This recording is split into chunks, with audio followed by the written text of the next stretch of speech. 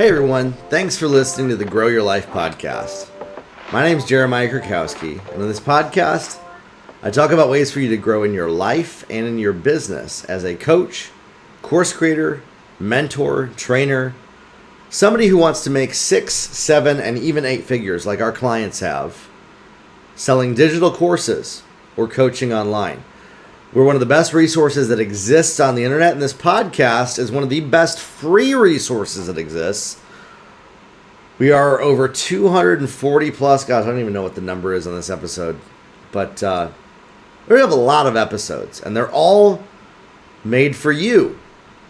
If you want to make $100,000, $200,000, $500,000, $1 million, like I have, and my clients have, in a coaching course, digital product, you want to write a nonfiction book, you want to pass on information to people, and you want to build a brand to become an authority in your industry, in your niche, this is the podcast for you. And this episode is going to take you from just having a spark of an idea to actually possibly taking action for the first time in your life. So sit back, enjoy, and let's dive into the podcast. I'm excited today. So the format that this podcast works is a little bit different than other podcasts. It's literally basically just me rambling on camera for about 20 to 30 minutes. But it's thoughts that either I'm still processing, have processed, have taught, but I know that are impactful that I need to make out in the open for people. And one of the number one things that I realized that I tapped into this week is that most people don't put themselves out there with a course or coaching business because they don't know what's going to happen. And that can be the worst possible thing. They don't want to disappoint people. They don't want to upset people. They don't want to waste time. They don't want to lose money. They don't want to lose energy. They don't want things to work out how they want them to. Okay, we've talked about that in like dozens of podcast episodes in the past. But I realized this past week I haven't talked about something until just this week with a number of like a couple hundred people I've shared this with, and they were all like, "Oh my God, this blew my mind." And so that's what I'm gonna share with you is what that is. You have to take an iterative experimentation, what I call an alpha release approach to your course or coaching business, okay? We can use ChatGPT, incredible resource. AI is changing the game, to be able to dial in. We gonna be drinking sewage water? This is what happened. Whoops, clicked the link on my phone and then something pulled up about sewage water. Anyways. We could spend all this time working with AI to dial in our topic and our modules and come up with it. The problem that I see that happens with people is they sit there and they make it better and better and improve it on paper. But they don't actually put it out there to people. They don't actually put it out there in front of the public to be scrutinized, judged. And I know that's uncomfortable. That's why it stinks. It hurts. People are mean that are out there. And so if we could just do everything perfect and it's excellent at the moment we put it out there, then we lower the risk of the negativity. The problem with that is, for most people, and I've worked with thousands of course creators and coaches on this, their course or their coaching program's never at the level that they feel like it's good enough to put out there. That there's always more that they could do to improve it, to make it better before they actually put it out there.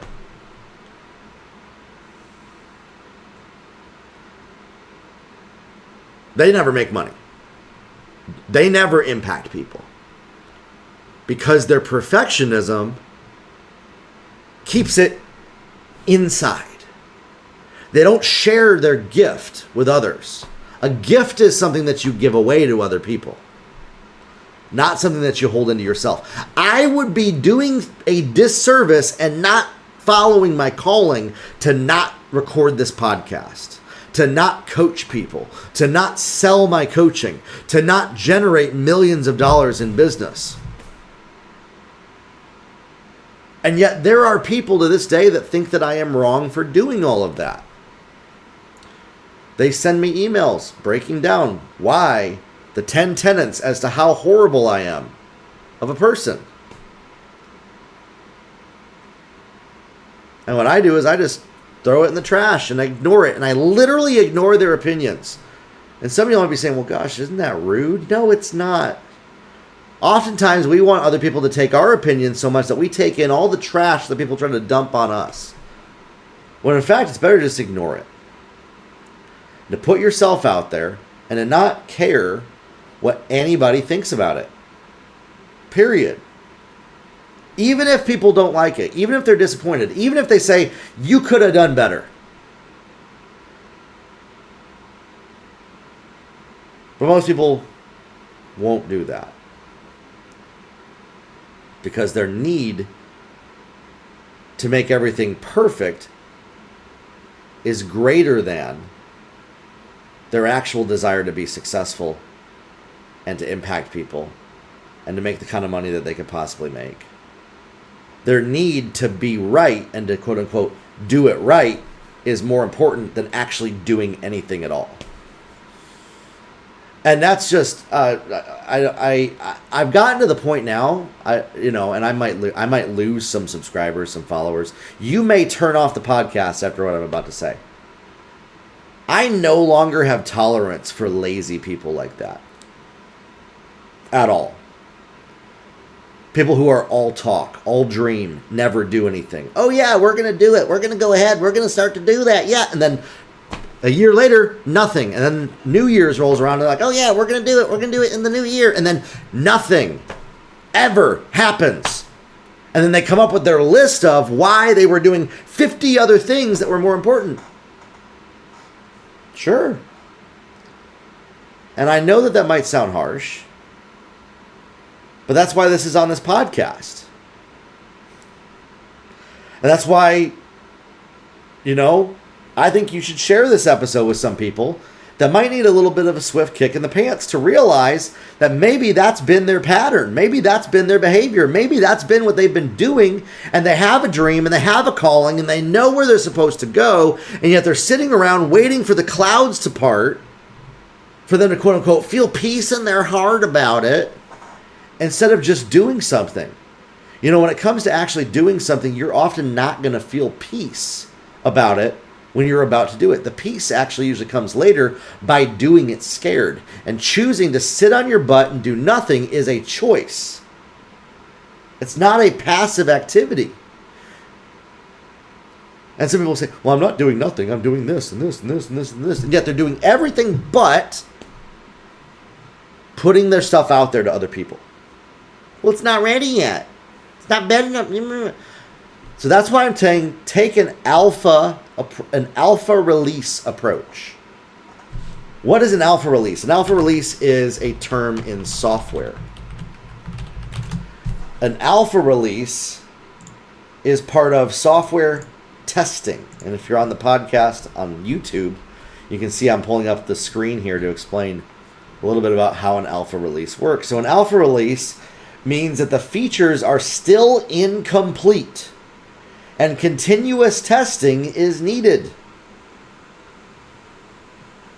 Before it's officially released to the public, it's tested and released to a small subset of people. And this is what coaches, course creators, mentors, trainers, and authors need to do. And oftentimes what this looks like is it's your first book. It's your first course. It's your first program. It's your first event. It's your first thing. It's not perfect, but it's part of the iterative process. And I bet you can look in your life at the last 10, 15 years that you actually do this in other areas of your life and have been very successful because you finally have gained the courage to be okay with not caring what other people think and learning to let go of it needing to be perfect. And yet when it comes to your course business or your coaching business or you're writing a book or you're mentoring or you're growing a church or you're building a college or something like that. Like waiting for things to happen, waiting for situations to change instead of being the change is where people go. And they take a passive role, a backseat role on their calling. And I really can't stand it when people use God to justify this. Well, I'm just waiting on the Lord, waiting on his timing. And listen, I've been called a wolf in sheep's clothing for what I just said. I have had pastors walk me out of their church and tell me that I have a spirit of Antichrist for encouraging people to not wait on the Lord and take action and actually step up and do something. Here's the thing. I truly believe this. Pray like you are not responsible. Ask God, trust, and then take action like you are responsible and do your very best. Here's the thing. When my wife and I, we were praying for a baby, we had to do some things to make it happen. We couldn't just talk about it. Not going to go into details, but you know what I mean? And part of that was I had to get my health in order. We had to take action. We couldn't just take a backseat role and say we're just waiting on things to change. We prayed, we trusted, but we also did as best as we could. When we bought this house, when I built my business, I trust God, but I also act based around my own responsibility, all right? And so, again, I'm not getting into a theological debate on that. You've been waiting long enough. There is this lie that people believe that says, well, you only have one chance at a first impression, so you might as well set it right. And I'm sorry, but that's a load of crud. It really is. Because you can put something out there and then improve it later. Sure, will you lose a few people? Of course, but who cares? What? Stop trying to control everything so much. Our need to control everything is why we can't actually get things going. The need to control things is the fastest way to make sure that nothing goes how you want it to, or how you dreamed, or how you feel called. And I'm not just saying this flapping my jaws about my an opinion. This is literally my life story that I've been living for the last 10 years. Is realizing this. It's why in the last year my business has grown to be $1 million business. It's why we're impacting more people than we ever have in our business. It's why my relationships with my family and my wife are better than they've ever been. Because I stopped taking a backseat role and hoping things would change. And here's the other thing. If we're waiting until the perfect circumstances where everything calms down, where, okay, I finally have room in my schedule to do those things, that's the worst time to do it. The best time to start is when you don't have time. When you don't have a clear schedule. When it looks like everything is against you. That's actually the best time to start. Why? Because you figure out how to make it work in the toughest times. Because that's what allows you to sustain it. That's what allows you to build it. That's what allows you to continue it. Now, of course, I believe in praying, discerning, listening to what God is calling us to do. But then you got to do something.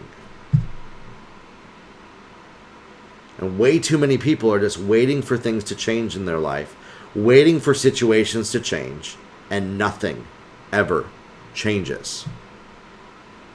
They've been waiting on the Lord for 10, 20 years. Again, I get it. Some of y'all might completely disagree with this. I'm not here to win a popularity contest, and I am okay with the hate mail. Because I want those that are ready to hear this to change their life. I'm not talking about burning yourself out. I'm not talking about stressing yourself out, pushing, striving. In fact, success happens by pulling back and resting. Not striving so hard, but actually pulling back and resting and learning to relax and to calm your nervous system down, to calm the fight or flight response, to calm the trauma response, to be able to discern clearly and to know what strategic moves to make. Creativity in our brains is unlocked when we actually learn to let go of trying to control everything. And so holding these two ideas in your mind at the same time, letting go and controlling what you can control. And really what I see it as is almost like a roller coaster. You're at the top of the roller coaster and you have this brake in your hand. And you have to learn to literally let it go and go down the hill. And accept whatever happens, happens. And be okay with it not being perfect. Be okay with people being disappointed. Be okay with people being mad at you. Being okay with people judging you harshly. And even people telling you, and even people trying to stop you. I've experienced all of this. I have had people literally call me up and tell me, Jeremiah, it is my mission until the day that I die to make sure that you never succeed.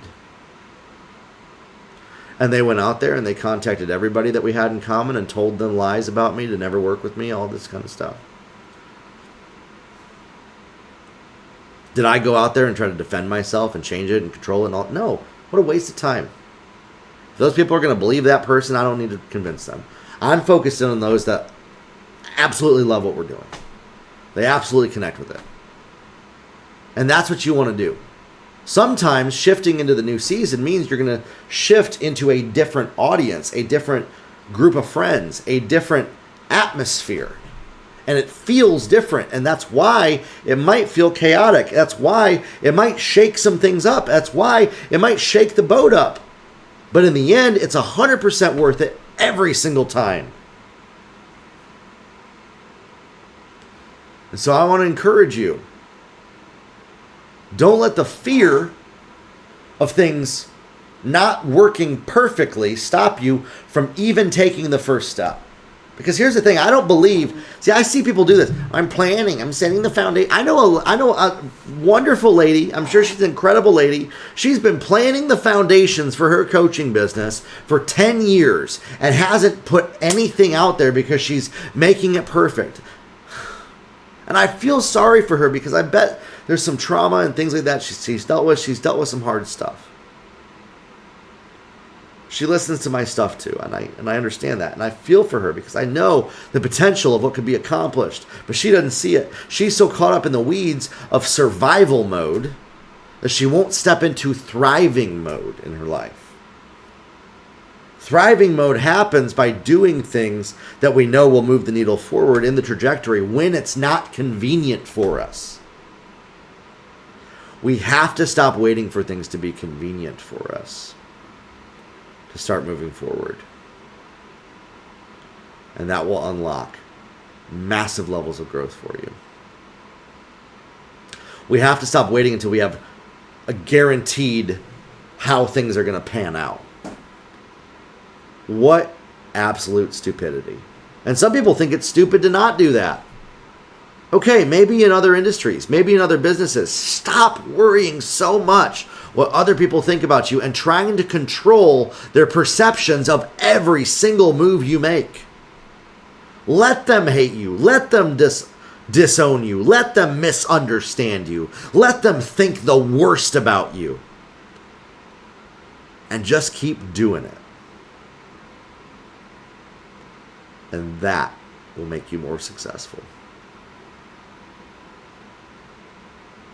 Keep putting yourself out there. Keep showing up. Eventually they'll come by and ask, how did you start doing that? How did you get started? It's about being resilient when you take the hits, to not get knocked down, to not stay down, and to keep getting up and to keep moving forward. Life is not all sunshine and rainbows. And yes, I just paraphrased a line from the movie Rocky.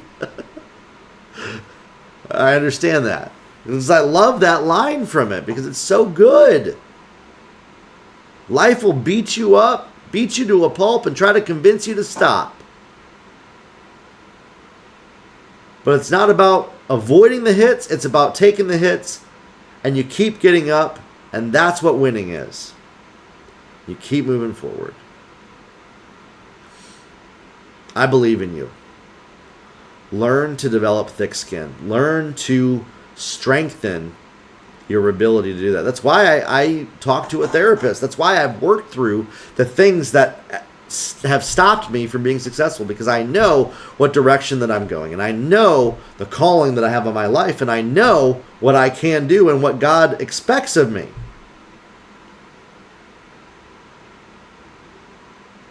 And for me to sit by idly when people try to stop me and make it their mission to destroy me and write me in nasty letters, tell me how horrible I am. I had one last week come in. Somebody wrote me telling me that they listened to a message where I talked about how I struggled with alcohol 12 years ago, and I don't drink alcohol at all anymore. And this person wrote me and said, I can't trust you anymore, Jeremiah. You went to jail. Can't trust a person who's a criminal. So, sorry. Sorry, I'm not perfect. Never claimed to be. The only perfect person that there ever was Jesus, and they hung him on a cross. What I can do is help you succeed. What I can do is help you get results. Stop waiting for perfection. Keep moving forward. Put yourself out there, even if it means that things aren't going to work out perfectly the first time out. Even if it means it might make you look dumb to some people. Even if it means some people might laugh at you and tell you you're a joke. Keep doing it. Keep showing up. And that, my friends, is what will make you successful. All right? Listen, I know this podcast has offended some people. I hope they never listen to me again. If it did. But I know some of y'all really connected with this and resonated with it. And if that's the case, make sure to plug into the other episodes and pass this on and share it with somebody. Share it with one person that you know needs to hear this week. Grow your life, everybody. We'll talk soon. Have a good one.